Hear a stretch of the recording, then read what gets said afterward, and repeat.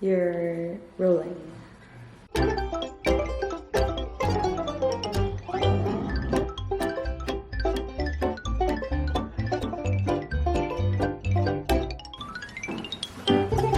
everybody, it's Sera once again at the 440 Gallery with another installment of Sera Presents.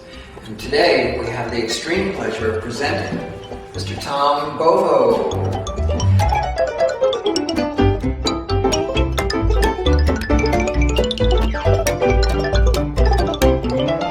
So this is common to a lot of your work, is it not? The early work, the later work, layers, glass, reflections.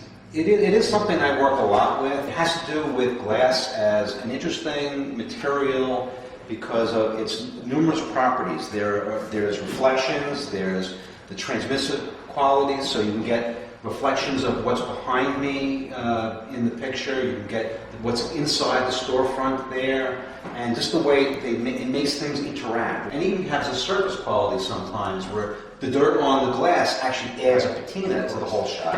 Let's take a look at some of the early work that also incorporates glass, but in a different way. Yeah, these but Tom, I noticed that there's an addition of little dots of color here. Some of these were sold. These are earlier pieces. These are using the glass from buildings and getting interesting reflections of the environment.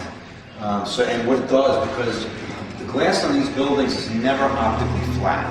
It's always got a little something going. So we'll take a reflection and we'll start to bend it, and you get some really interesting little things going. I have a house built in 1790, and I've got waves on outsides, but nothing like that. That's fantastic. Well, the glasses, as it ages, will start to really, gravity will have an effect on it, but even this is new glass, and it's just not optically flat.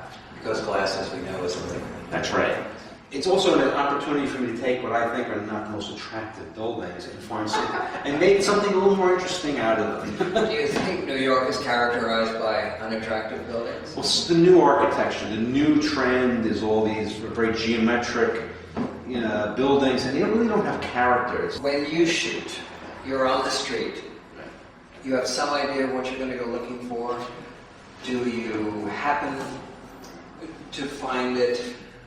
Do you carefully compose? Do you shoot? When I'm really in a good working frame, I kind of lose track of time. So I'm walking around, and there will be things that I really target. So if I'm looking for architectural stuff, I will start looking for that. But at the same time, when an opportunity presents itself, I'm walking through Times Square one night, and I've got the camera out, and sometimes it's just you have that moment, you stop and you just take the picture because it's there. And these, which give a sense of motion, and in a way are like your blurred glass. Well, these are a little different in that in most of these other pictures here, I'm really trying for a certain effect, not trying for any special effect. Here, I'm actually setting out to do this. And it's also done in a slightly different way. I'm not stopping on the street, putting the camera up, and leaning into people. I'm kind of holding the camera in my arm. I've set it all up. I've adjusted the f-stop and the shutter speed to be just right, depending on the light. And I'm shooting a lot, and a lot of it's going to be trial and error. Now that you're shooting digitally, how much post-production work is there? Are you pushing it? Are you manipulating the images? Everything's a single exposure. At times, there's none except traditional manipulations like cropping. Maybe I burn and dodge a little bit if the exposure's a little uneven. But I have so much latitude because it is digital. Because I'm shooting a raw image. This is what I wanted to ask. Yes. Is this what you saw? This is what I saw, but what I saw was a whole big scene that included this. Yeah. And so I shot this picture, and I looked at this picture, and I said, there's something there, and I just don't know how to get to it, until I just said, I've got to take it all out and just get in here, which is why it kind of crops off here, and it's a happy accident, because what happens is fish. It's a dead fish. It's What's next? What are you shooting now? I'm doing a lot of these kinds of things, which is the stuff in motion.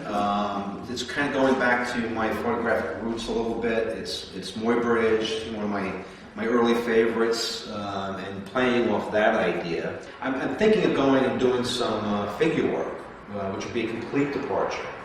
Do you need a model? Getting a model, and actually I have one. Looking at me in the no. Actually, I'm talking to someone who I think will work out. I am booked, so. Okay. Tom, it's been a great, great pleasure, and it's wonderful to have you at the 440 Gallery. You've done really, really well. Here's looking at the next one. Okay. Tom Bovo, 440 Gallery. TomBovo.com